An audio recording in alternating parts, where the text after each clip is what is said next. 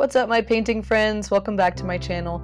My name is Stoof. Today we're going to do a landscape painting in real time using oil paint. So this is a painting of a creek in the winter, so we have a little bit of snow on the banks and we have the creek running through the center of the painting, a little bit of forest in the background, and the sun is peeking through some clouds and illuminating the snow and the water in specific areas. So it's going to be a really nice piece at the end. This video is aimed more towards artists that have some experience painting, just because I'm not going to go over the basic brush strokes and basic color mixing techniques, but I am going to do this in real time. So if you already have some experience painting and you want to build on your landscape painting abilities, then this is a great video for you. So as you can see in the bottom right, we have my palette that I was working on. You can't see all of the colors, but you can see a little bit of my blending just to get an idea of how I'm working with blending the paints before I go onto the canvas here. But to get started, I thinned my paint down by dipping it into my Citrus Solvents paint thinner.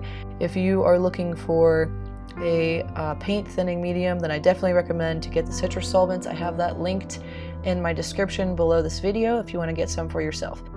I am dipping the paint into that little tub of paint thinner and then dipping it back onto my palette, just thinning down the paint a little bit, and I'm just kind of sketching loosely the concept for the piece. So we can see our horizon line is about 2/3 of the way up the canvas in general, where our creek just kind of fades out into the woods there and the forest, and we have the creek getting wider as it's coming closer to us. That's just our perspective. When it's farther away, it's going to look smaller.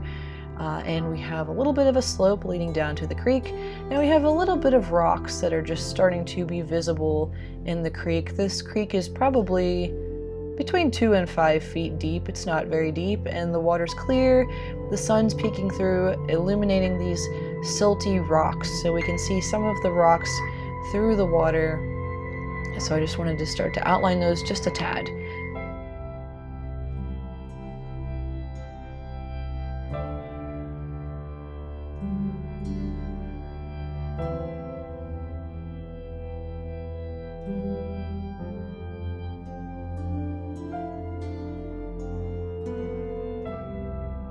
Now moving on to the background. So I start my paintings with color in the back, farthest thing away from us, and then I move closer to us, and then I start to add a lot of detail. So starting with just getting some color in the canvas, we're working way back behind the creek, and I'm just using like a cool snowy color because we're not going to see a lot of details way back here. We're going to have some trees in the foreground that are going to cover this up.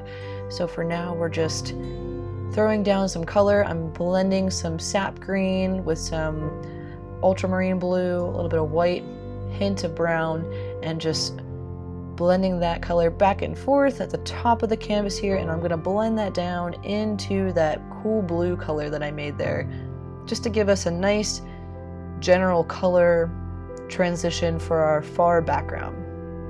This is like deep into the forest. We wouldn't really be able to see much back there, so I just gave us a base color, and then I'll start building with more twigs and branches and snow as we continue the painting.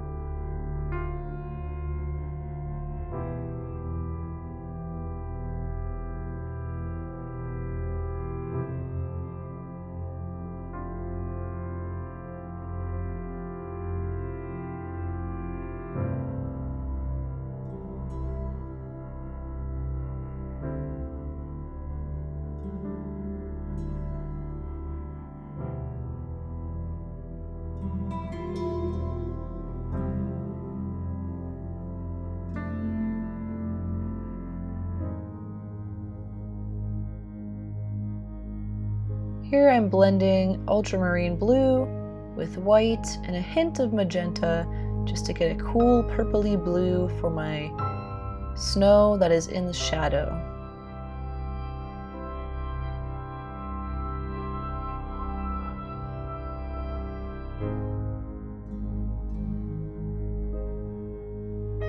I'm taking my small brush and just going back and forth on the canvas and covering up the banks with this color.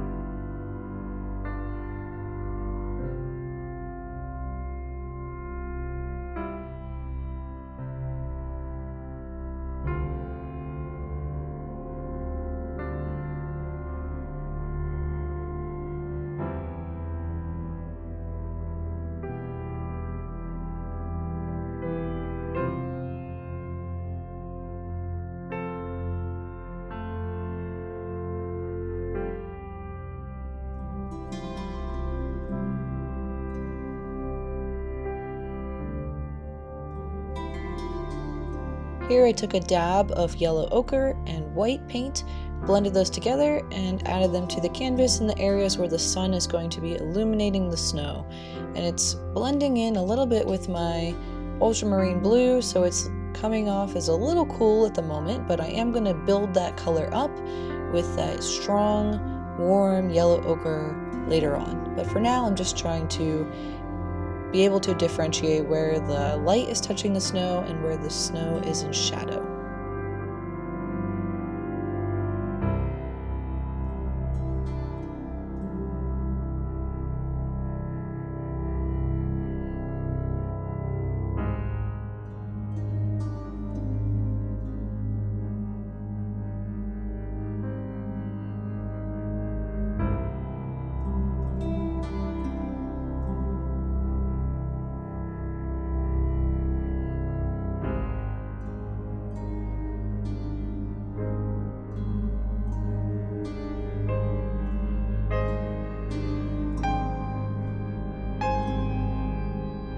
Now I'm starting to work on the colors in the creek. We have a blend of burnt umber, phthalo green, ultramarine blue, and a hint of cadmium red. And this is giving us like a neutral, bluish, green brown. Yeah, one of those colors. And that color is starting out in the far back, and then as we move closer to the foreground, our color is going to be more saturated, a little bit less neutral, and it's going to have more contrast. So I'm just starting out with that more neutral color back where the creek is in shadow, the bank is in shadow, and we're building up more contrast as we move closer to the foreground.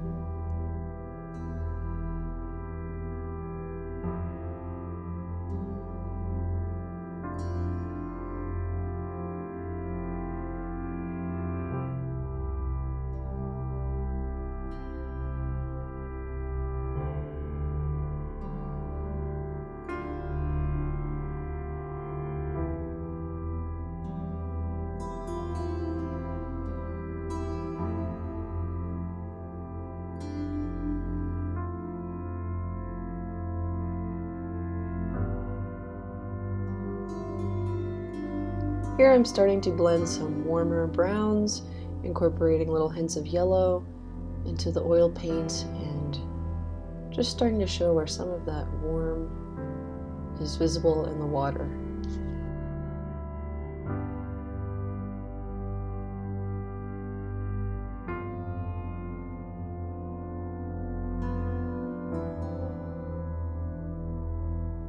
I'm starting to eyeball where the rocks are in the water in my reference photograph and see where we have little bits of outlines of rocks and where the color of the creek is changing slightly because of the depth, and maybe a little bit of light is reaching that portion of the creek. And I'm just being mindful of that as I am throwing in my base color for the creek here.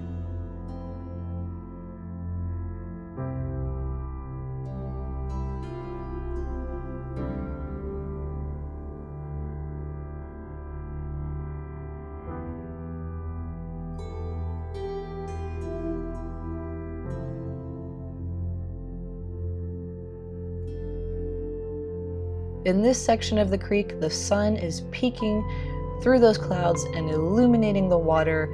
So we have a nice yellow ochre mixed with white and a hint of burnt umber, and that is giving us this nice warm golden tone where the base of the creek is just being reached with the light. So it's illuminating that silt and stone at the base of the creek here and just making that nice and bright and very warm.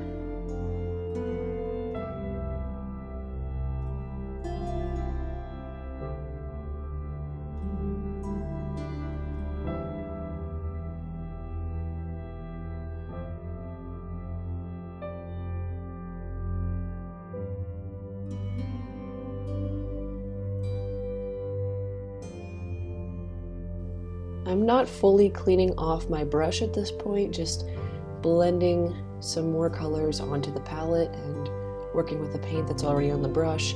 Because these colors are going to have a nice smooth transition into one another, I don't want to go too drastic of a change from one hue to the next. It does kind of muddy together in the creek. Here I'm using a flat-tipped brush and just making back and forth brushstroke movements for the creek, and that's giving me that nice look of the flat siltstone rocks that are at the base of the creek. It's helping me to get a nice shadow right at the border of the creek.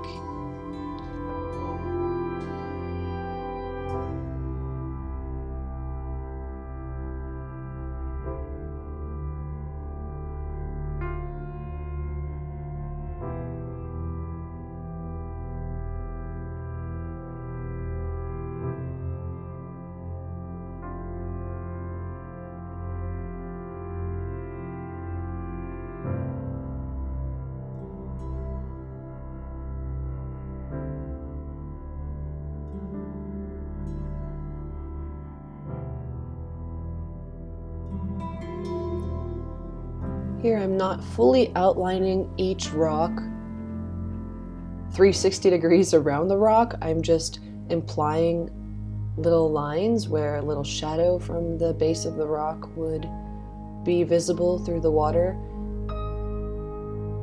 In some sections of the water, the rocks are a little bit clearer and more defined, but as we move farther back with our eyes looking farther into the distance in the creek, less of the detail is visible in the rock. So I'm making sure that I portray that with my brush strokes.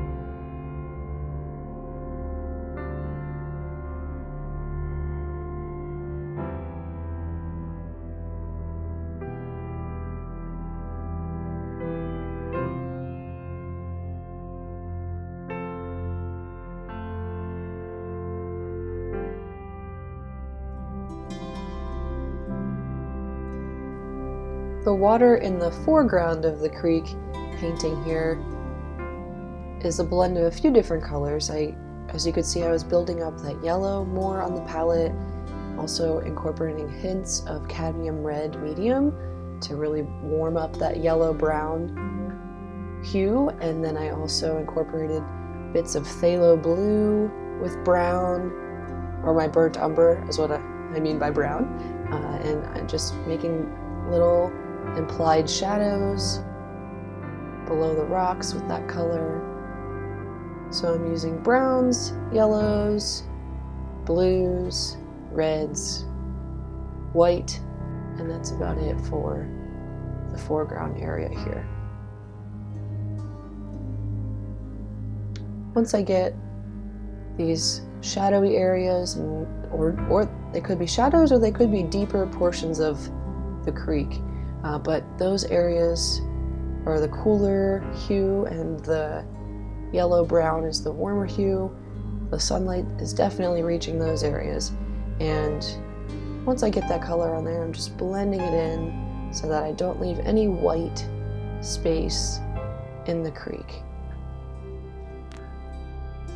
I'm also continuing to work on building up the definition in the rocks by using my flat-tipped brush and working on those implied shadows.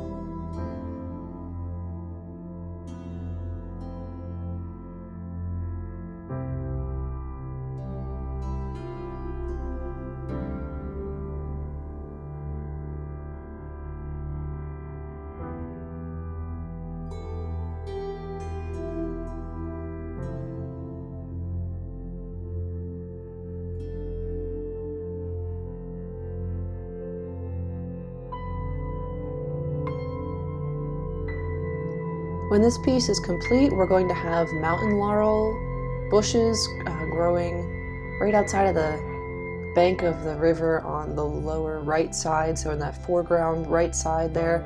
So I'm really building up the shadow on the water because that is going to be in shadow from the mountain laurel plants that are going to be above it.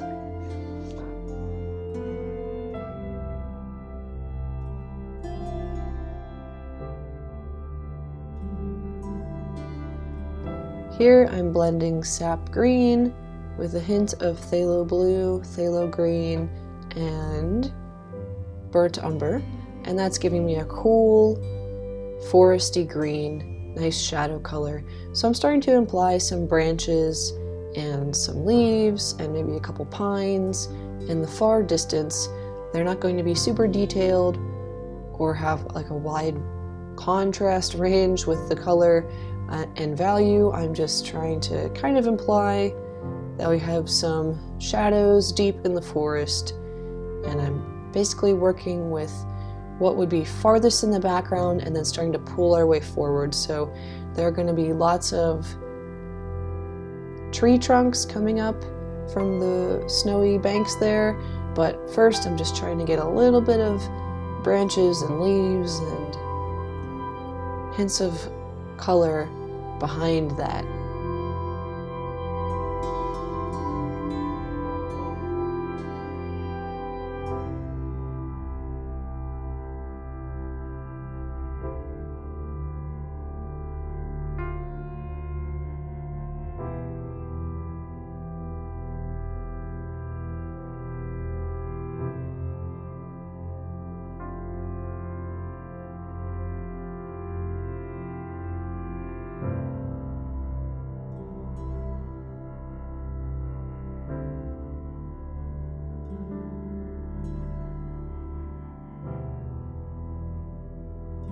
Here I'm starting to blend a highlight color, which consists of phthalo green, sap green, cadmium yellow light, and white.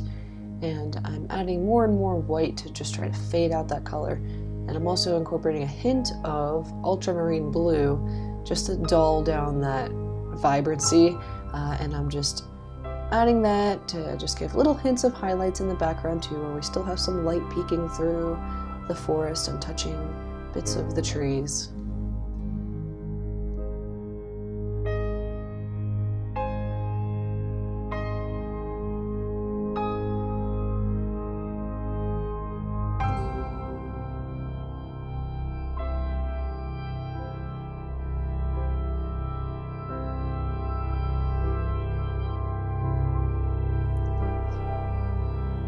So at this point, I could have continued to add detail and build on what we have going on in the far distance, but I decided that I was ready to work on the snow and start to warm up the snow a bit in sections where the sunlight is peeking through in the background and reaching that snowbank, and also in the foreground as well. So to get this color, I mixed yellow ochre with titanium white, and it was mostly titanium white, just a hint of that yellow ochre to warm it up a tad.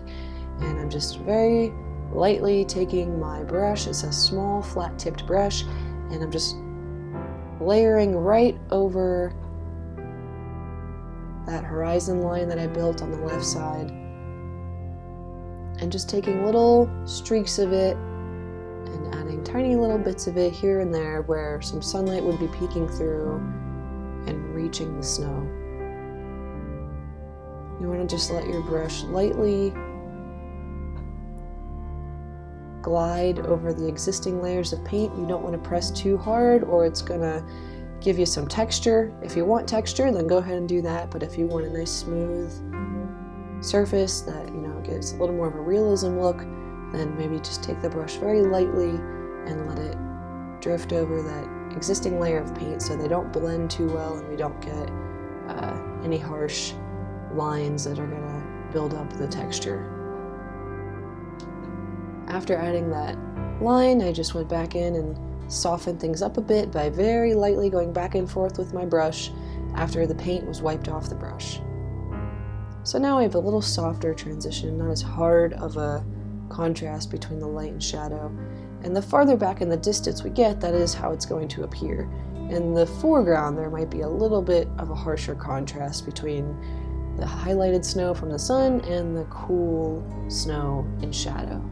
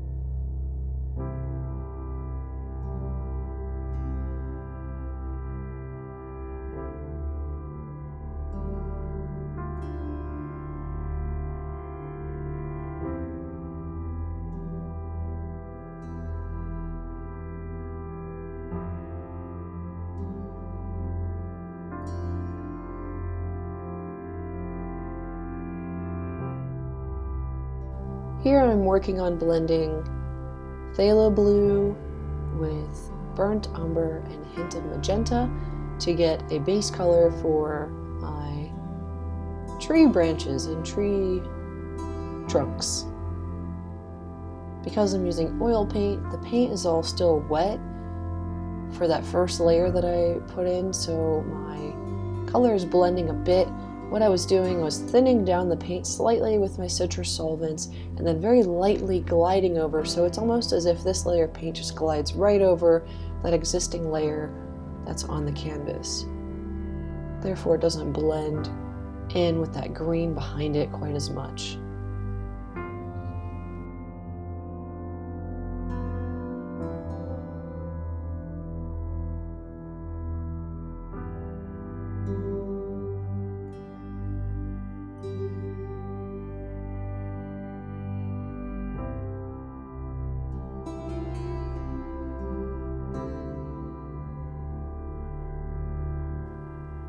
I'm working on just making almost straight lines. We don't want perfect straight lines. We don't want the lines to go directly at a 90-degree angle. We want some of these to be a little bit off of 90 degrees.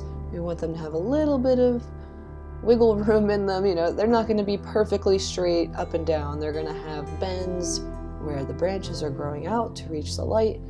So don't make your trees perfect straight lines, because they're not going to look like that in nature. I'm also working on making them thinner the farther back they would be, and thickening them up a little as they're coming closer to us.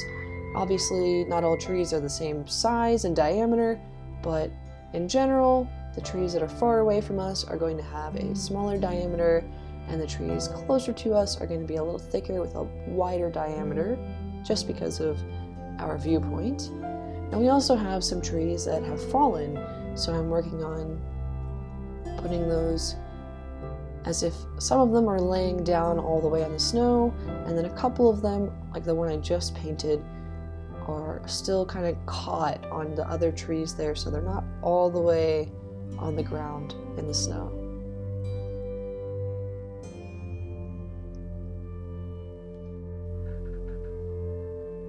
So I'm using this cooler shadow color for all of my tree trunks for now. Some of these tree trunks are going to have a little bit of light reaching them, and I'm going to highlight those later on. But for now, we just have this basic shadow color. Most of this area is in shadow. And we know that these are in shadow because of where I painted my snow. This is the cool gray blue snow, so these trees are going to be in shadow.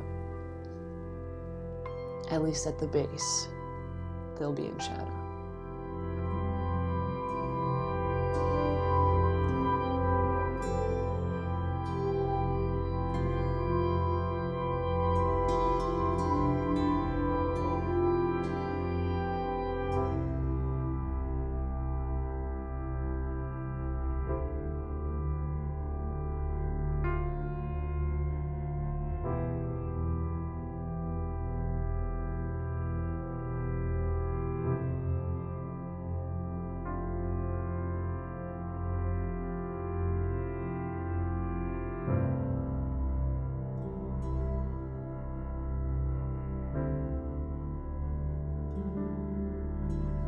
Here I'm working on blending that shadow color for the forest again with my phthalo blue, phthalo green, sap green, and burnt umber.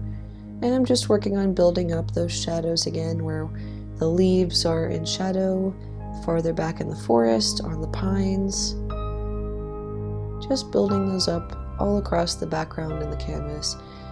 Taking my brush lightly in some areas and dabbing, and then pressing a little harder in some other areas just to get different size brush strokes and a little bit of a different look. And as you can see, it's starting to build up. It's just starting to look a little bit more like a forest. There's a little more we need to incorporate before it looks truly realistic back there, but we can start to get an idea of where this piece is going.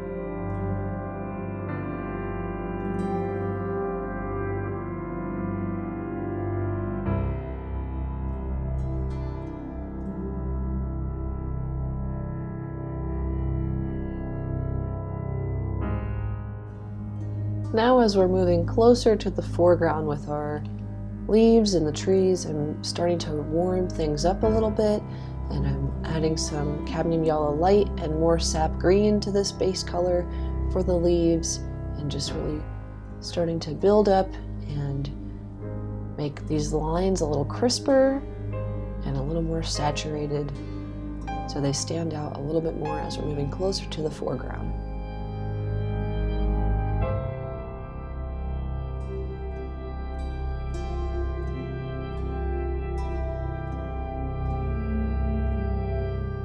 I'm also blending more phthalo blue into my green and more burnt umber, and that is helping me to further boost the contrast in the shadows as well.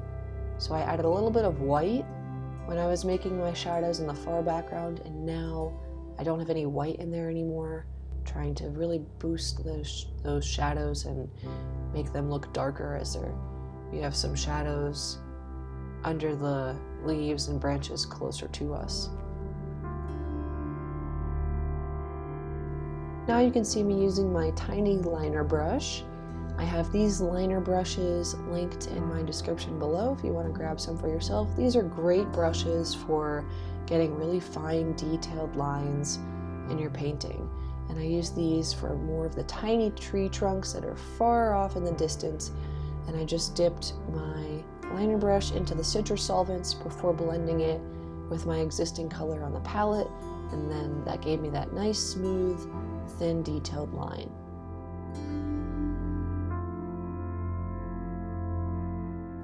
As I mentioned before, the trunks in the background are going to have some highlights on them where the light is starting to peek through and reach those tree trunks.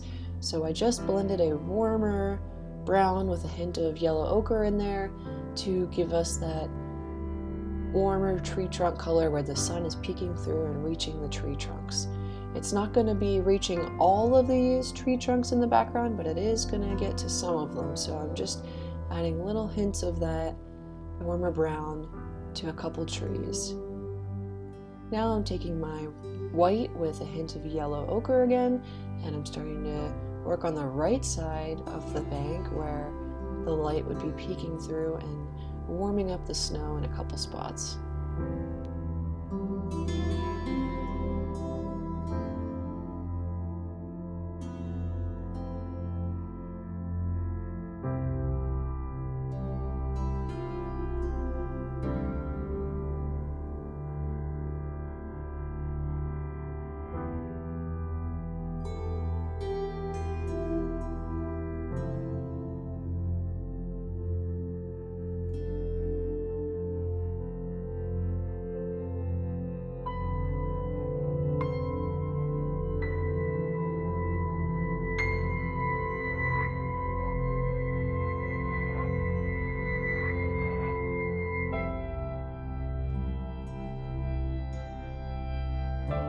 Now I'm blending a brown, like a cooler, darker brown for the tree trunks closer to the foreground. They're going to be a little thicker in diameter, so I'm going to make them a little wider there. And I'm just going to do one swoop right up the canvas there, and that'll give me the base for the tree trunk. Now I'm just kind of defining that border a little bit better.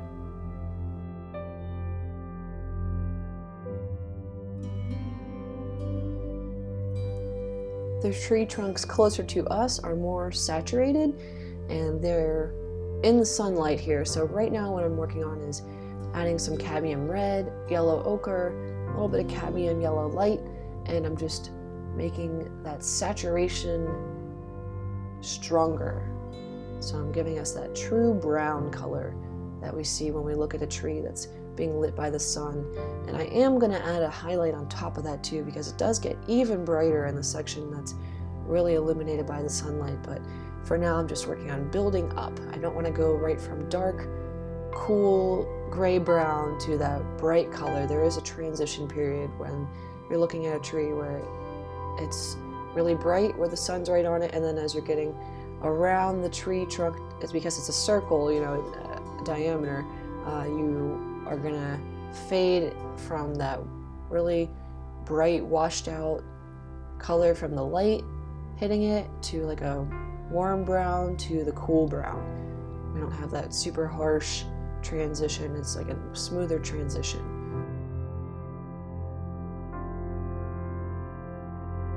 This next tree is mostly illuminated by the sunlight, so I just went in and with that highlight color for my base color for this tree, because most of this tree is that lighter color.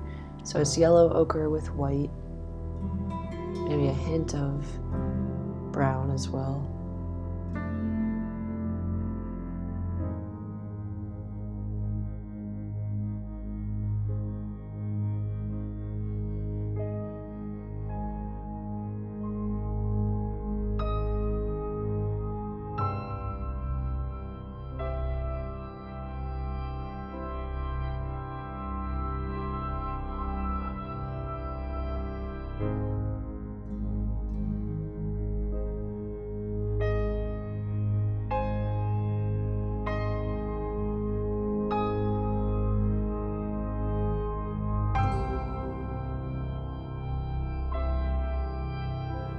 Now I blended a little bit of cadmium red and a little bit of brown into that yellow ochre white color, and I'm starting to build up a new tree trunk that is even closer to us in the foreground, right along the side of the creek there. And this one's a little bit warmer because it's a different species of tree than the tree behind it. Both of these are in the sunlight, but they're going to have a little bit of a different color because they're two different types of trees.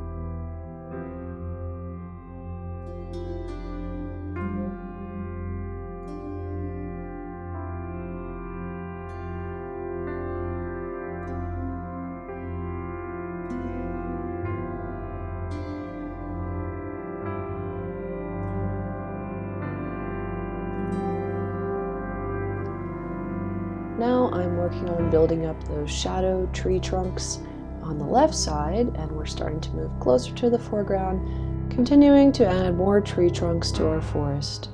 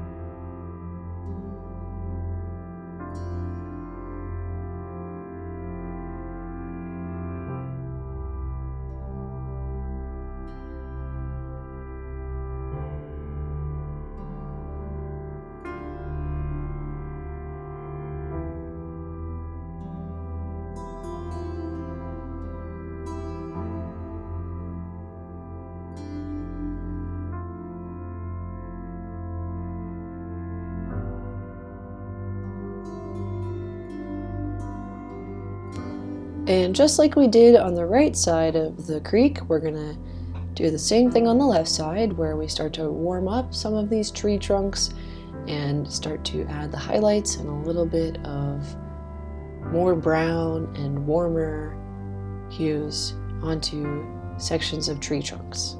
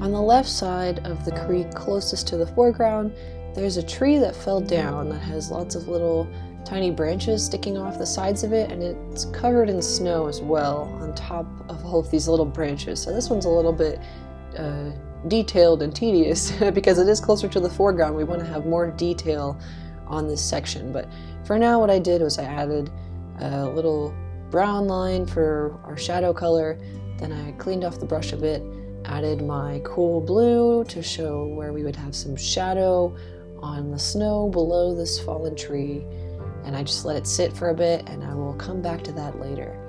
I started to work on adding more shadows to the sides of the bank that have no sun reaching them. So the sun's location in this piece would be behind the viewer. So if you're the viewer looking at this, the sun would be behind you and a little bit to the left. So we're getting a little bit of shadows on the left side of the creek there. We're definitely going to have a shadow in the creek on the left side. And then on the right side, we have that shadow in the foreground just because we have the plants that are going to be above it. So things that are really far away from us are in general in shadow because the sun is behind us. And as that forest thickens, less light is reaching far off into the distance. So that's why I don't have a really bright background, because the sun is behind the viewer. So the sun's really hitting that creek right in the middle of the painting. And that's where I kind of want to draw our attention in when you look at this piece.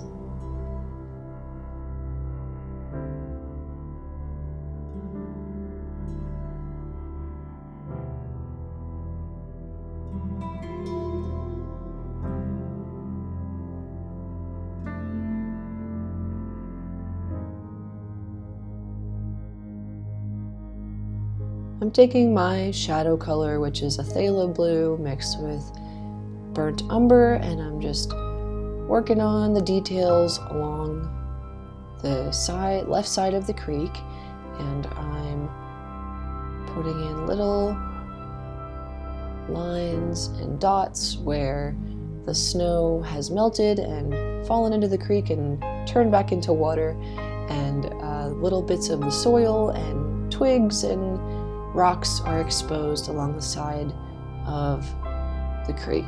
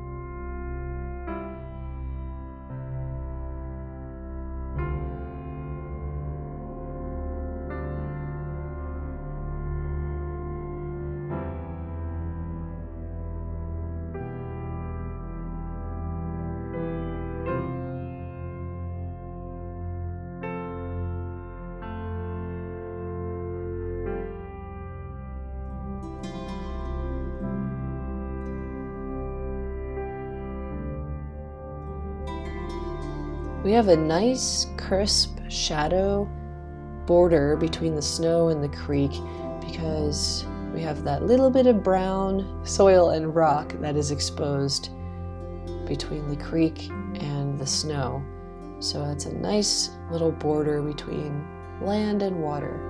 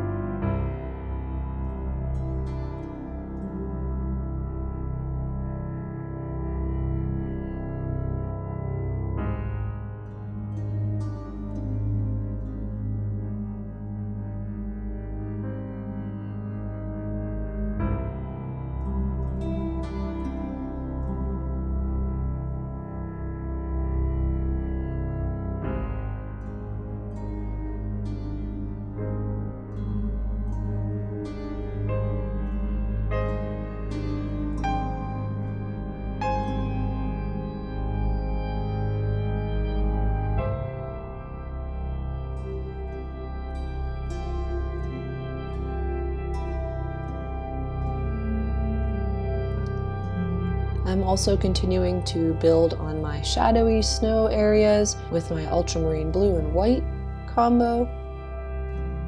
This makes that harsh borderline between the snow and the water look a little bit less harsh because I'm adding that hint of a shadow.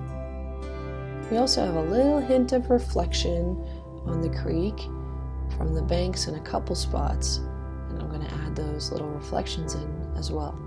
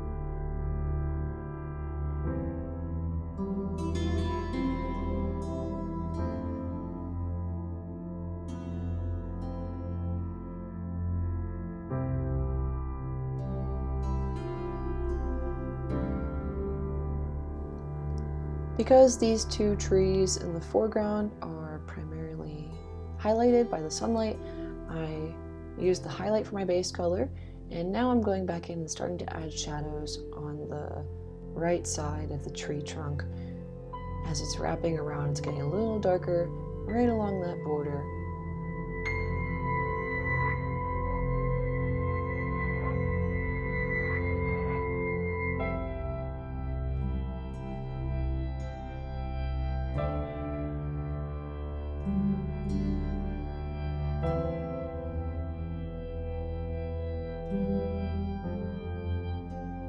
After blending my shadow into the base color for these tree trunks, I added a brighter highlight, which appears to be yellow ochre with my titanium white, and I just continued to build the contrast there between light and dark.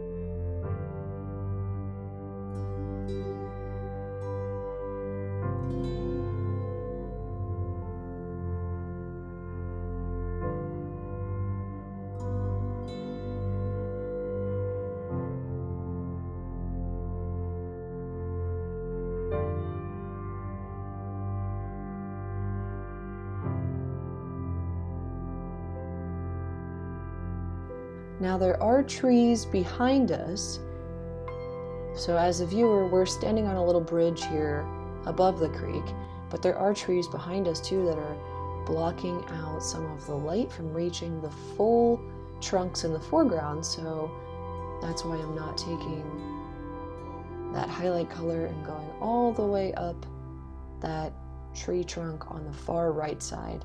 There still are a little bit of shadows in there.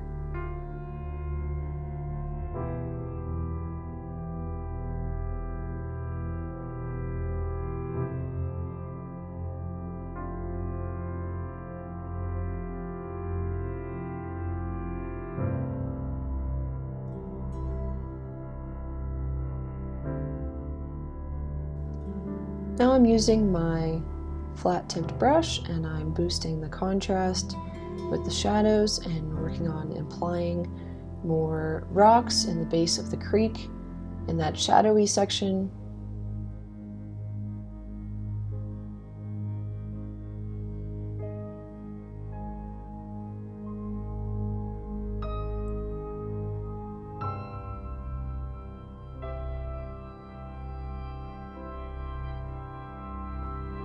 I'm very lightly holding this flat-tipped brush and just pressing it down enough so that I can get a nice defined line for these shadows.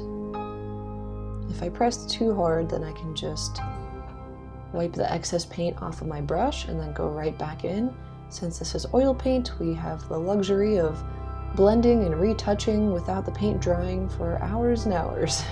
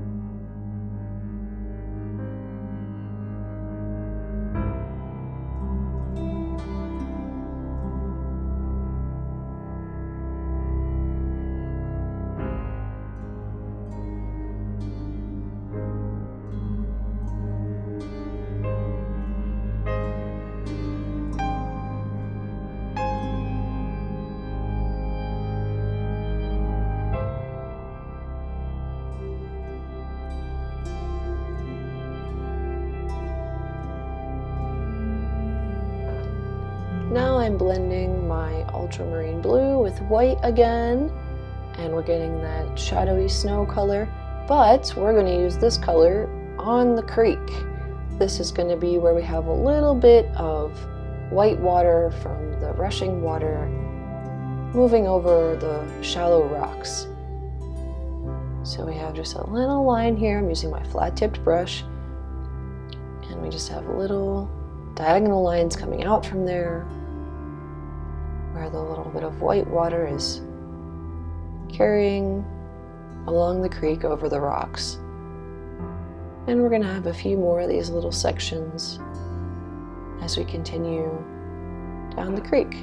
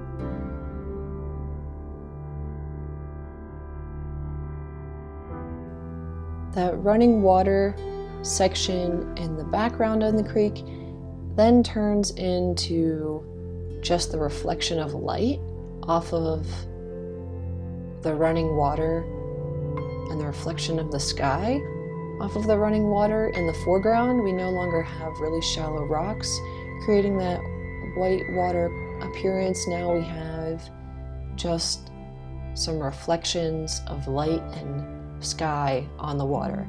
And for now I use the same color, that ultramarine blue with white, for all of these little bits of cool blue on the water. But I am going to go back later and adjust these a bit so that we can tell the difference between where the light and sky are being reflected and where we have white water from shallow rocks.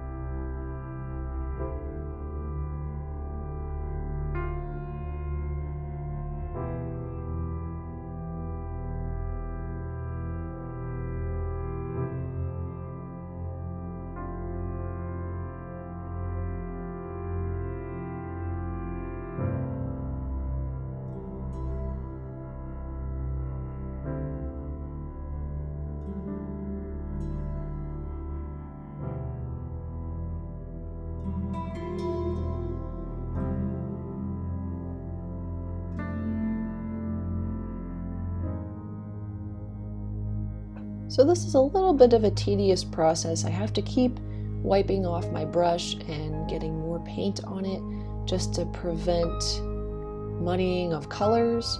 I want to keep a nice contrast between the creek water and the creek base color from this highlight reflection color. I don't want that to turn brown. And I'm just taking my flat tipped brush and making little ripply, wavy shapes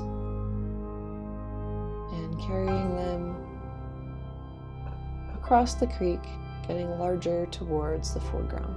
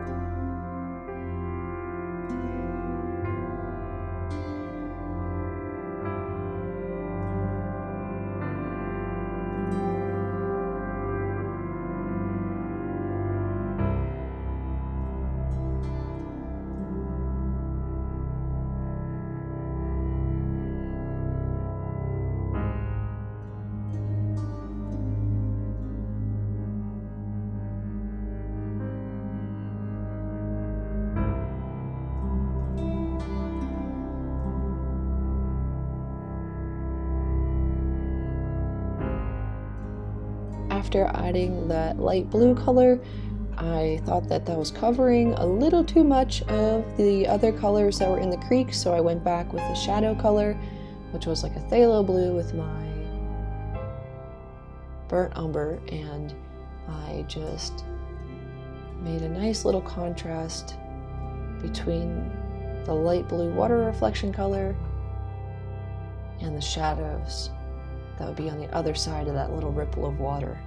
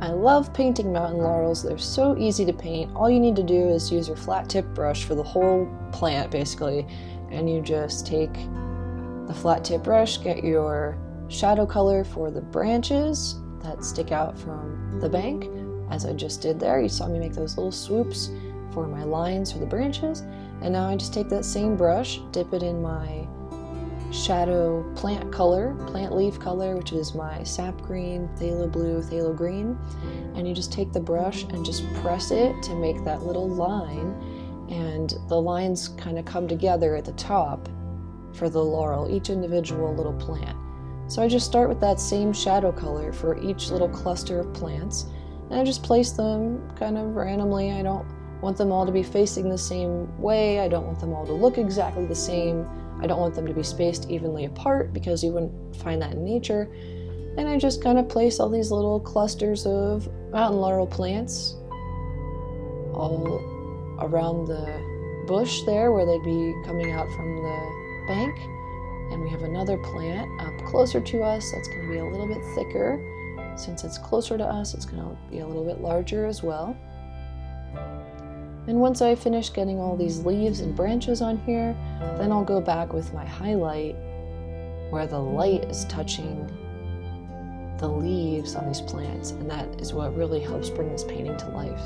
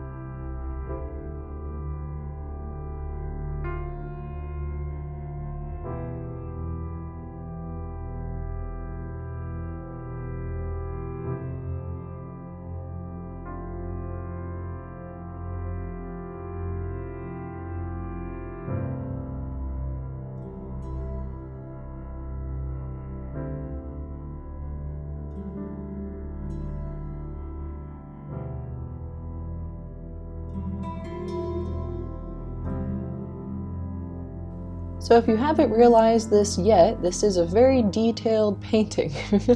You are free to stop at any moment. You don't have to include all of these bits of detail. You could just put the trees in and the snowy bank as if the snow were a foot thick. But when I took this reference photograph, the snow was just an inch or two maybe, so there was still a little bit of the dirt beneath the snow sticking out, still some twigs from the uneven ground sticking out on the ground. So I'm adding little bits of yellow ochre with my brown to create those little pieces of twigs and dirt that are sticking out from the snow or visible on the ground underneath the snow, just kind of sticking out of the snow there. And our tree that is lit up by the sun in the foreground has some nice branches that extend out over the creek onto the left side of our canvas, or off of the left side of our canvas, I should say. And those are also in full highlight, so nice and bright. So I started out with my base color, just using that general highlight color, and then I will go back in with a shadow using my liner brush below that. But for now, we're just working on building up these branches that are in the foreground. There is a lot going on in this piece. It's a very busy forest, lots of branches, and because of the fun plays with light and shadow, that makes it even more detailed and even more time consuming to paint, because you have to mix more colors for the shadows and more colors for the highlights where the light is reaching them, and then another set for the shadowy areas for highlights and shadows. So it's a play on warm and cool, shadow and highlight, far and near, and lots of minor details as well. So there is a lot going on, and this is kind of why I was hinting in the beginning of this piece why this isn't the best tutorial for someone that's just picking up a paintbrush for the first time, but it is a really good challenging piece for someone that already has some painting experience and wants to continue to build on all of the concepts that they're learning about.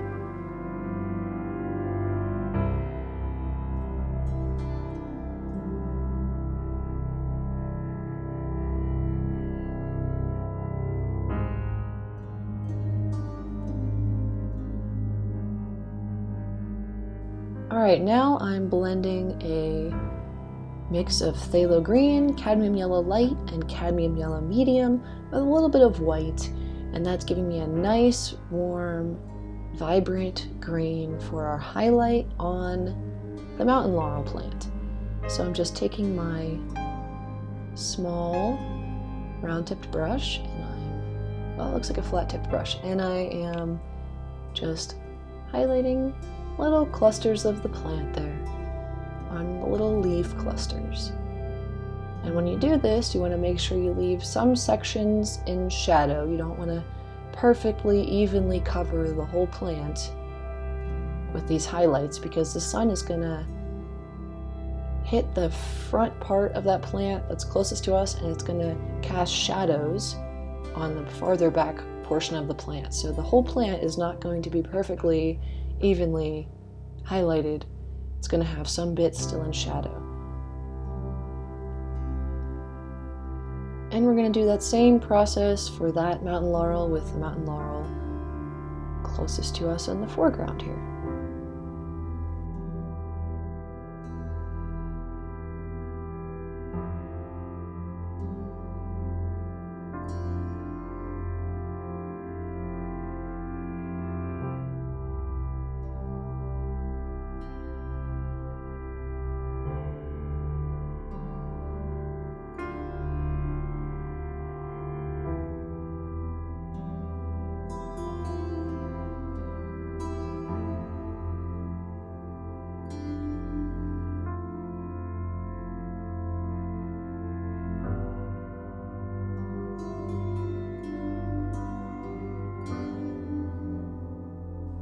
Now I'm making my way back to the water and boosting the highlight in the section where the sun is glowing up the water. So I'm mixing yellow ochre with cadmium yellow light and white, and I'm just working. I'm not just making like a generic brush stroke along that whole section. I'm being strategic and thinking about where the shallow rocks are and where little bits of rock are really reflecting that light from the sun, and putting those strong highlights in those areas.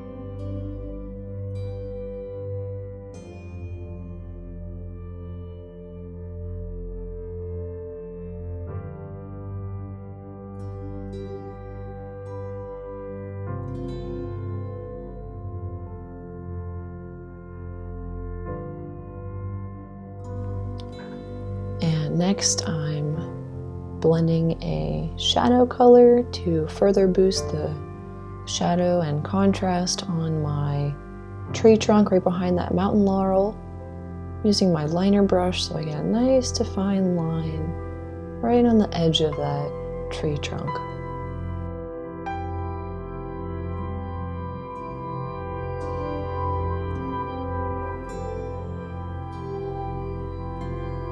Now I'm taking that liner brush and I'm keeping the paint that's on that brush and just going up and down and very roughly blending it into that highlight color so we can see a little bit of the bark lines on the tree.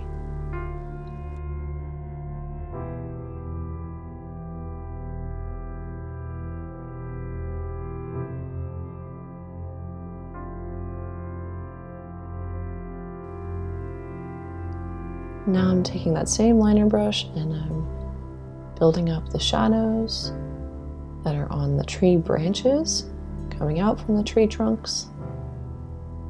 Just working on these all around, on trees all throughout the canvas and the forest here.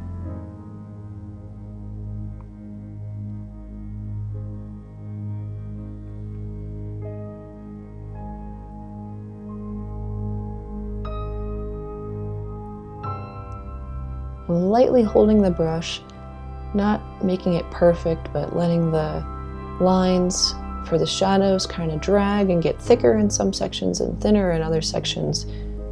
And that's what makes it give us more of a realistic look in these branches here.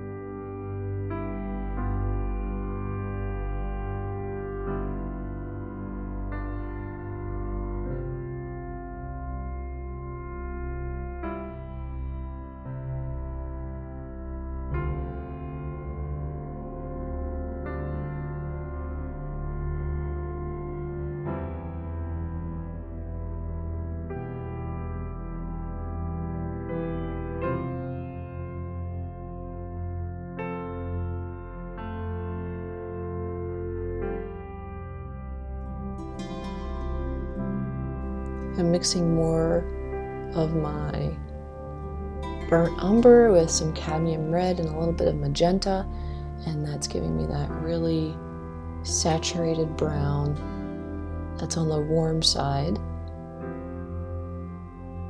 And just kind of filling in some sections of tree trunk with that color on trees that are closer to us in the foreground.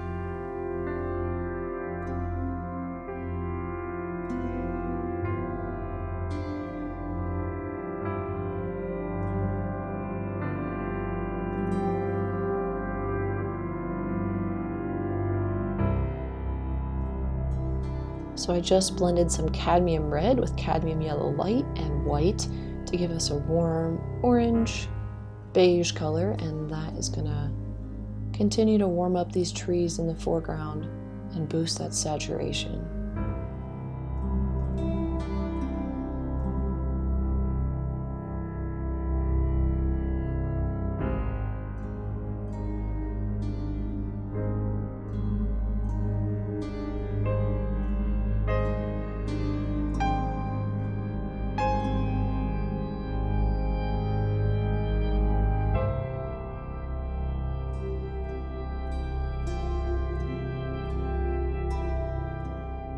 Now I'm taking my liner brush and my flat-tipped brushes, and I'm starting to add a little layer of snow on top of the tree branches. This is more of just a reminder for me for at the end of the painting when I come back and just take a final look so that I remember to add snow on top of these branches. So that is going to be a warmer snowy white. Right now I just used a cool color, but that was mostly just a marker for me to remember to come back to it. I'm continuing to work on the shadowy banks. Since I blended that color, I figured I'd work on the detail in the snow banks just a little more.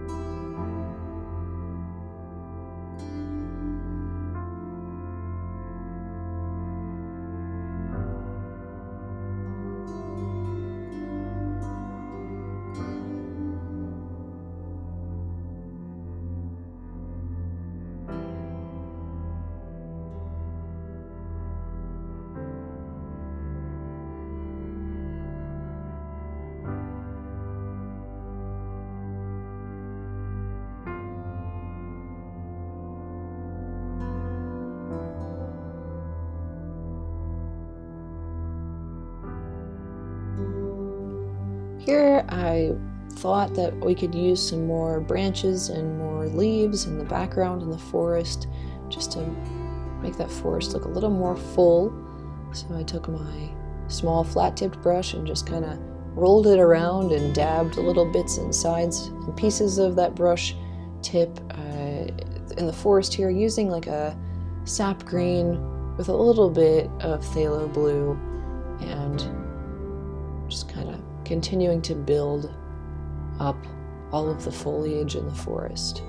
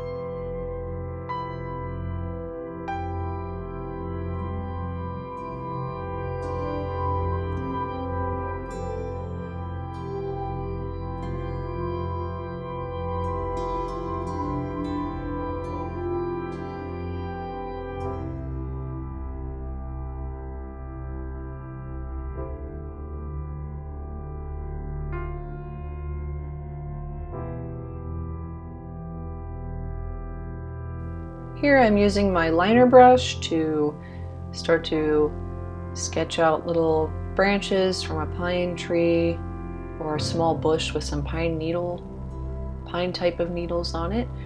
And first I'm just getting that shadow color for the little pieces sticking out, and next I'll go back with a shadow color for the little pine needles, leaves, and I will keep using that same little liner brush and just make tiny little hashes and little lines kind of coming off from different points off the branch.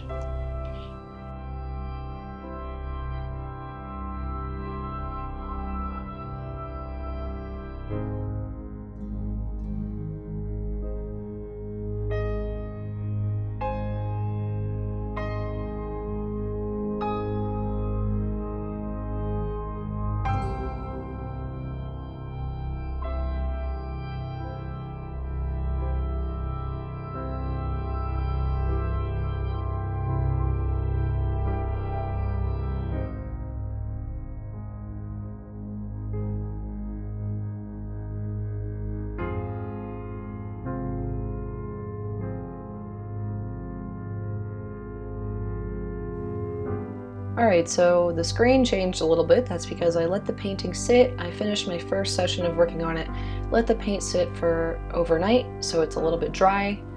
Not completely dry, but a little bit easier to start adding more layers on now. So I'm back here in my second session, and in this session I'm just going to keep applying detail and keep building up that detail until the painting feels like there's an even distribution of things going on across the canvas. I don't want to leave one spot completely blank because that'll just draw someone's eye directly to that spot. I want us to be drawn to that center portion of the canvas where the light is reaching through the clouds and touching the water, and that is my focal point, so I'm gonna keep everything else consistent, and with that, that'll draw us into the nice illuminated water in the middle of the canvas.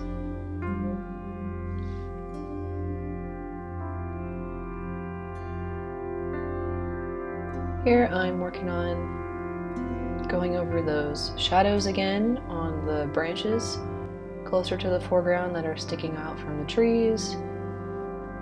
Just using my liner brush, thinned down with citrus solvents, using black, brown, blue, little magenta.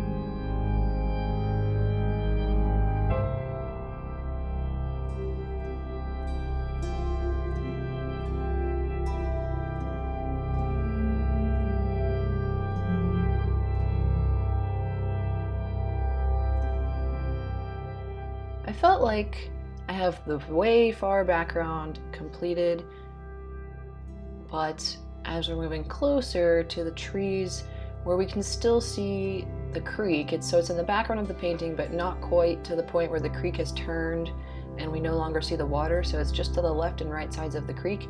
Those trees need some more detail.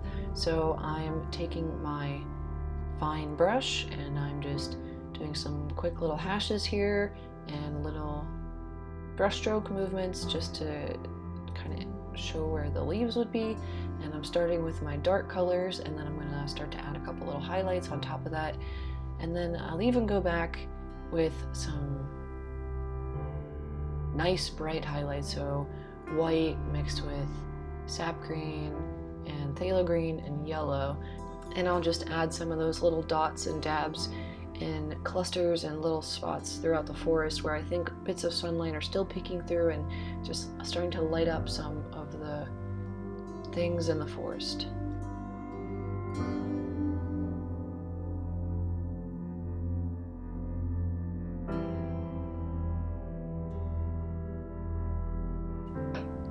Here I'm adding some more shadow colored snow and just building up the snowbank in the far background. So on the left and right side of our creek in the foreground, we have a little bit of a slope going down into the creek, and that was missing in the far background. It just became flat. And I wanted to show that there is still a bit of a slope going down into this creek. So I just went right in that central area right above that horizon line for the water and just started to build up more of the shadows in there, adding like a simple horizon line. It's not like it's very harsh where you can tell exactly where the top boundary of that horizon line is, but it kind of blends up into the green and the forest. So I just added more of that cool ultramarine blue plus white and just put some little specks in there and let it build up into the area where the trees are.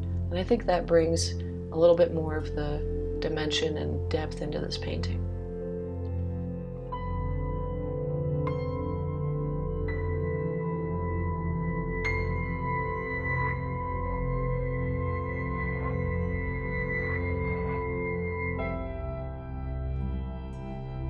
Here I ran out of my burnt umber on my palette, and I was too lazy to go get the tube of burnt umber, so instead I decided to mix some colors that were still on my palette to create a nice dark warm brown.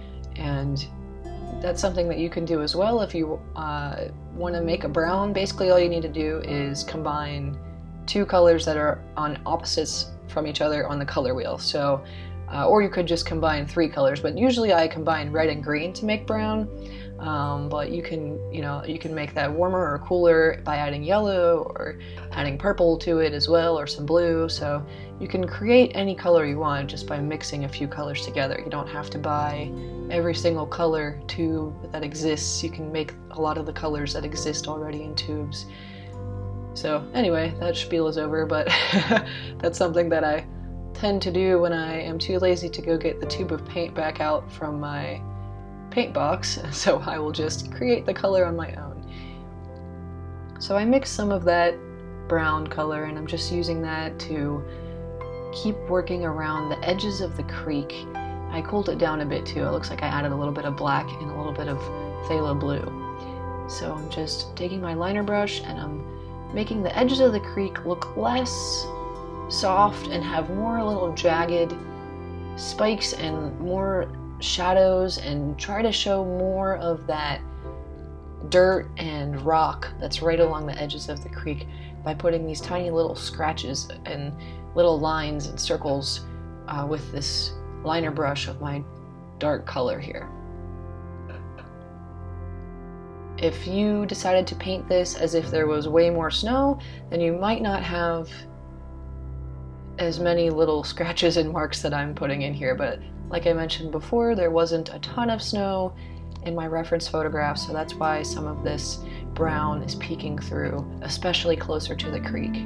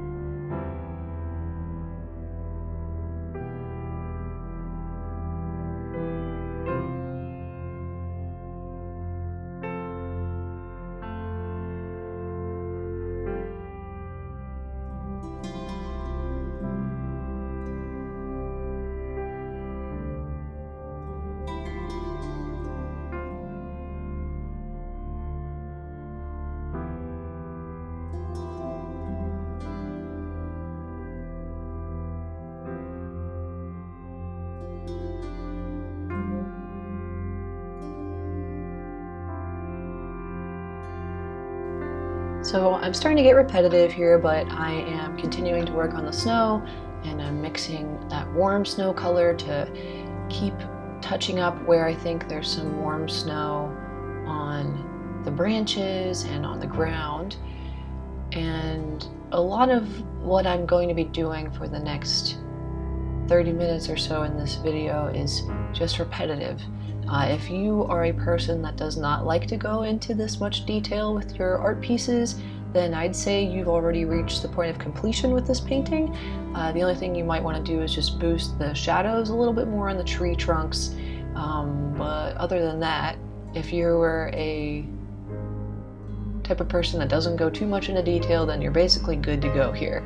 But I am at this point just continuing to add more and more snow, adjusting my colors a little bit to make it a little more readable, a little more realistic, adding more detail, just so it just comes a little closer into that realistic spectrum.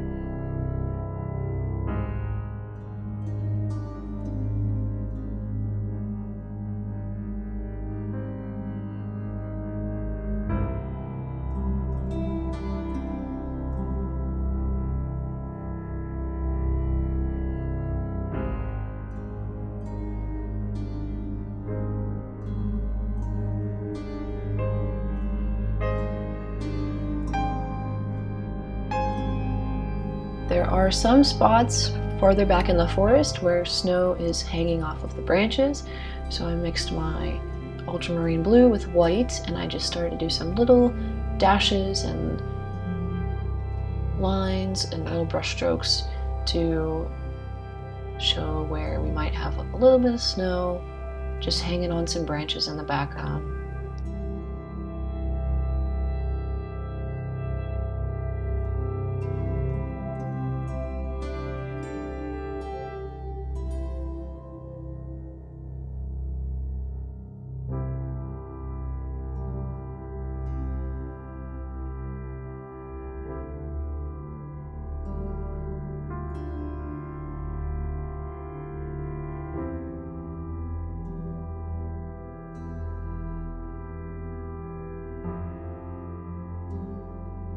I'm blending that yellow ochre plus a lot of white again, and I'm using my flat-tipped brush to just lightly drag that on top of the branches that are close in the foreground. I'm not keeping a consistent, perfect white line there. I am pressing harder and then letting go a little bit of the brush, keeping like a looser hold in some parts here, and it's just letting me put thicker and thinner applications of that line, which is giving us a little bit more of like a snow sitting on a round surface type of a look here. It's not going to be perfect. It's going to have spots where the snow is a little bit thicker and spots where the snow is almost gone. So make sure you keep that in mind while you're painting snow on top of these branches.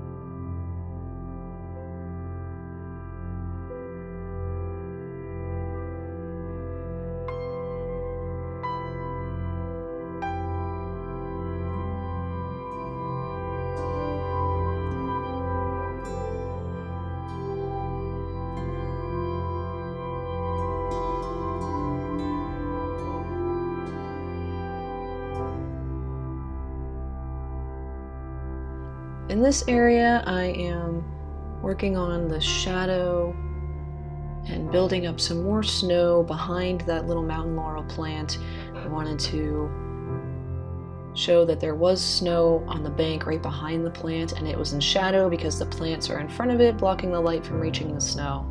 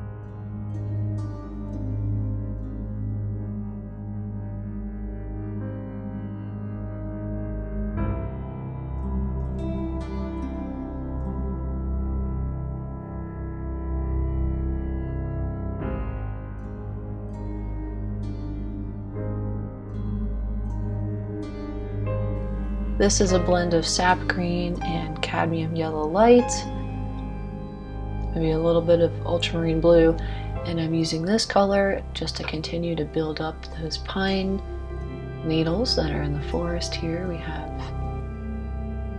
a little bit of light coming through and touching these needles, so they're a little bit warmer and lighter in value than the other branches around them.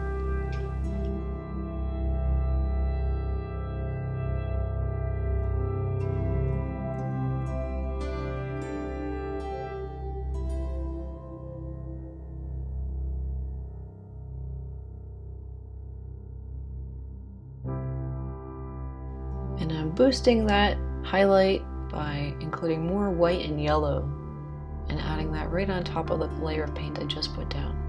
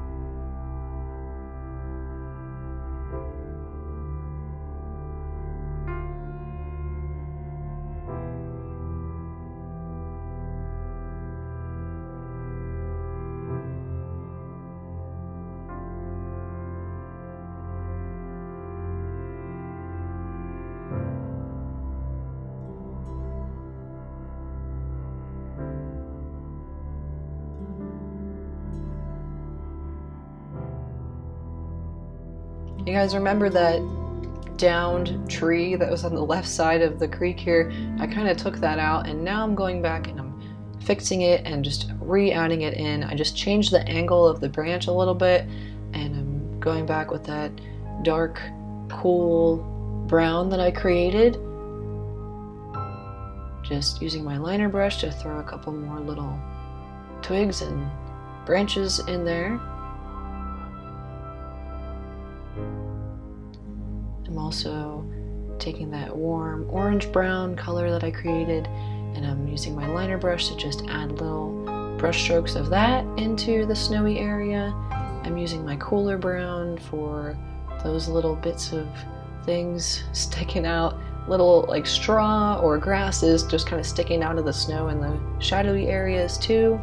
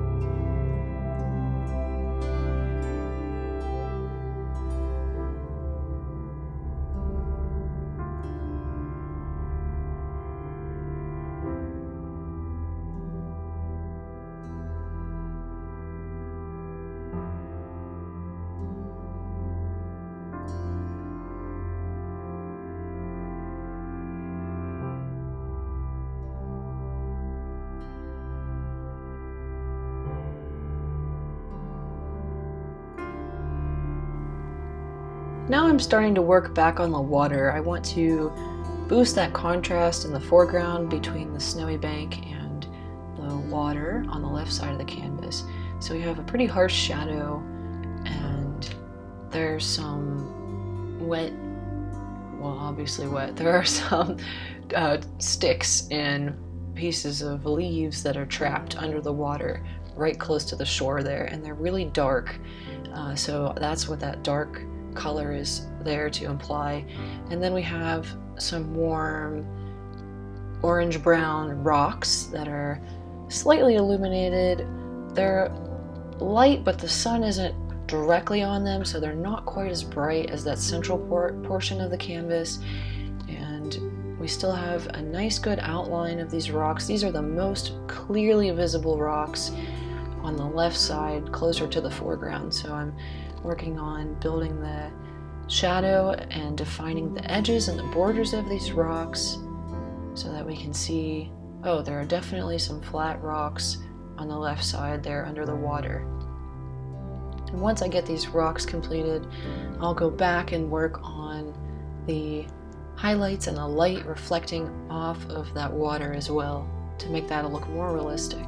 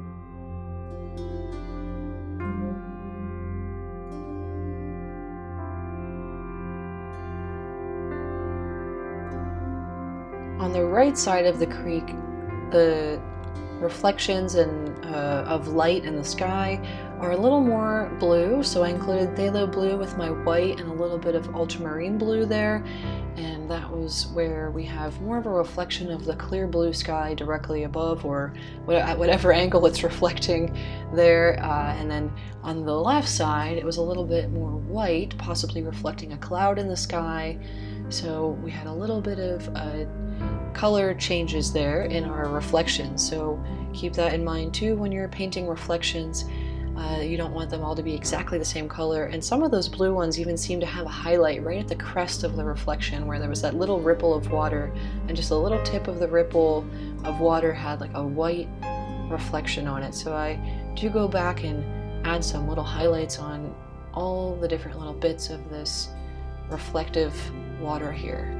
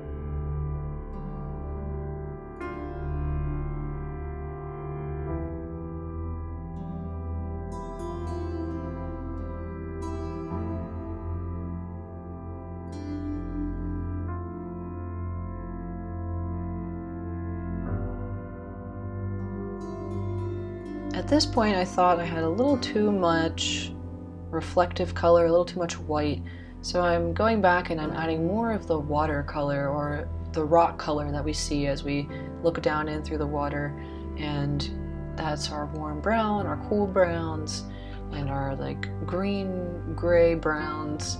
So I'm just working on building back up those colors that are in the water and kind of covering over bits of these reflections, because I think they're a little bit overtaking the water, and I think that they're a little distracting and don't look quite as realistic in the way that I painted them. So I cover over them a bit, and then I go back and add a couple more. So it's a process of just like trial and error. You see how it looks, and if you think it gets a little too much, then you take some away, and then you can paint over again. That's one of the great things about oil painting, is that you can just keep layering and layering until it looks just like you like it to look.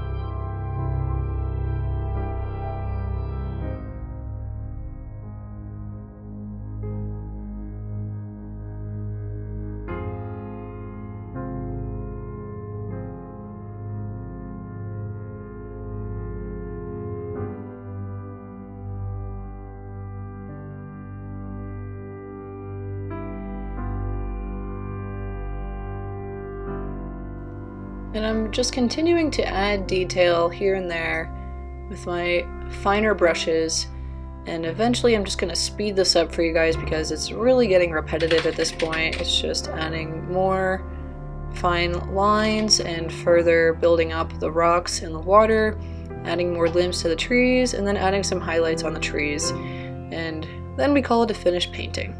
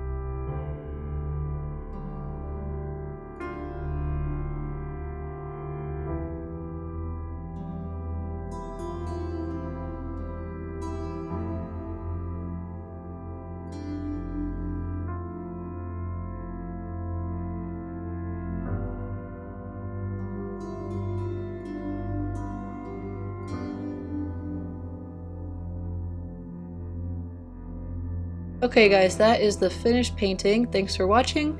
I hope you guys enjoyed watching this process, and if you created this piece yourself, tag me on Instagram at _painting_stoof, and I'm happy to see your work. Have a great day and happy painting. Bye bye!